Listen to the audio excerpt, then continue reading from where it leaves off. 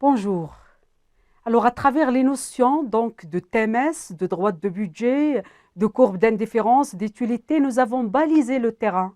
Nous avons tous les outils techniques nécessaires pour chercher l'équilibre du consommateur sous l'approche ordinale d'utilité. Alors, on distingue habituellement deux types d'approches quand on veut chercher l'équilibre du consommateur. Il y a l'approche graphique. Alors, l'approche graphique, c'est la confrontation de la droite du budget et de la courbe d'indifférence. Quand on parle de courbe d'indifférence, on parle de l'utilité, c'est-à-dire la fonction objectif du consommateur. La fonction contrainte, c'est la droite du budget. Donc, la méthode ou bien l'approche algébrique, c'est donc celle qui est basée sur trois méthodes, le TMS, la substitution et la méthode de Lagrange. On va commencer aujourd'hui, ou bien dans cette vidéo, par l'approche graphique.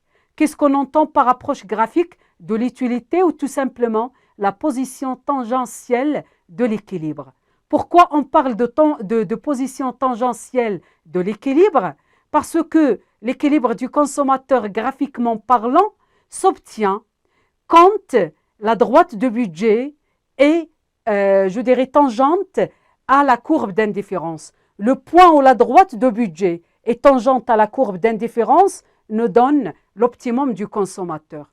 Pour ce faire, on essaye de prendre donc le cas d'un consommateur avec, sur le cas en cours, donc en nous basant sur une carte d'indifférence. Alors on va prendre donc, chercher le point de tangence en partant d'une carte d'indifférence où il y a 4 courbes d'indifférence, CI1, CI2, CI3 et CI4, et on va essayer d'approcher l'équilibre graphiquement du consommateur. Sur un repère, je le rappelle toujours qui n'est pas obligatoirement orthonormé, je représente ma première courbe d'indifférence CI1, la deuxième CI2, CI3, CI4. Là, j'ai la droite du budget en vert. Alors, selon la définition graphique ou bien l'approche graphique de l'équilibre, il y a équilibre chez notre consommateur au point où la tangente de la courbe d'indifférence, c'est la droite du budget du consommateur. Donc, bien sûr, avec la droite du budget, nous avons l'ordonnée à l'origine et l'abscisse à l'origine que nous avons déjà déterminé quand nous avons parlé de la droite du budget. Nous prenons un certain nombre de points. Le point F, nous avons vu à travers les propriétés de la courbe d'indifférence que le consommateur préfère toujours plus à moins, mais ici le point F n'est pas réalisable. Pourquoi? Elle est impossible parce qu'il dépasse la capacité financière de notre consommateur. Il se situe en dessus de la droite du budget et nous en avons déjà parlé. Si je prends le point H, elle est possible. C'est une combinaison possible, mais c'est une combinaison qui n'est pas opportune.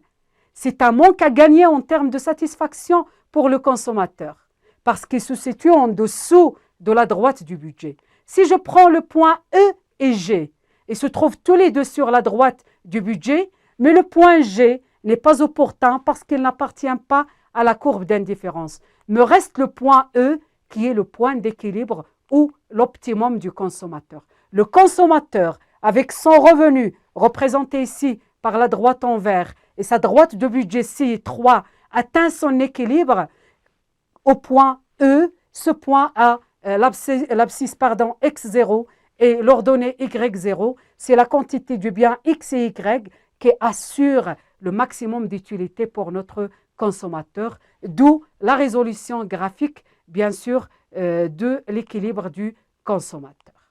Alors là, si nous voulons parler des deux autres courbes, pour que la deuxième courbe C2, donc, abrite l'équilibre, il faut que le consommateur ait un revenu inférieur au premier. Ou bien, si nous voulons que F soit le point d'équilibre, il faut avoir un revenu supplémentaire et qui sera représenté par la droite, la troisième droite ici. Donc, à travers le schéma que je vous ai présenté, donc j'ai parlé des points qui sont irréalisables, réalisables, opportuns, mais il y a un seul point d'équilibre pour le consommateur, c'est le point de tangence entre la droite du budget et la courbe d'indifférence la plus éloignée possible de l'ordonnée à l'origine.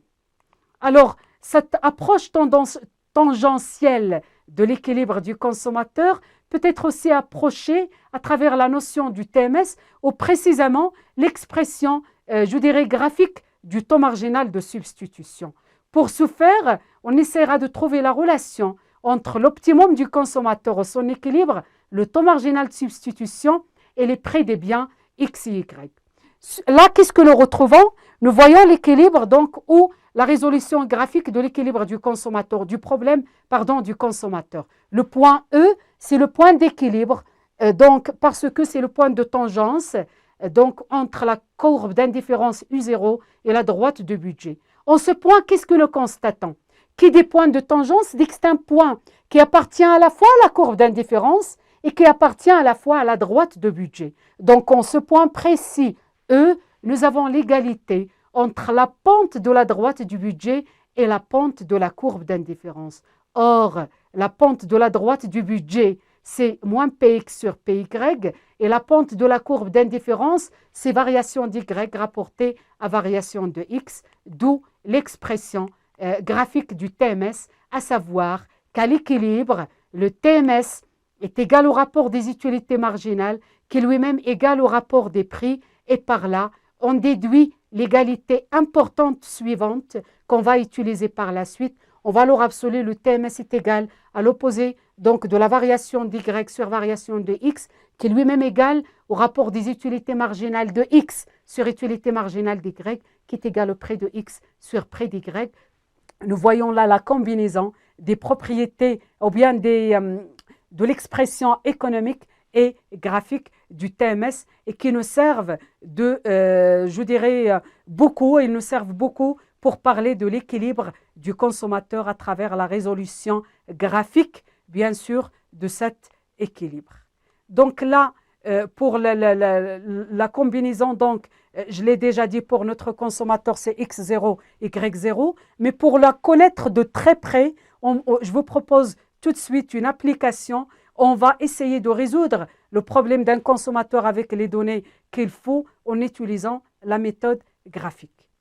Donc, je vous remercie pour votre attention et à tout de suite pour l'application sur la résolution graphique du problème du consommateur.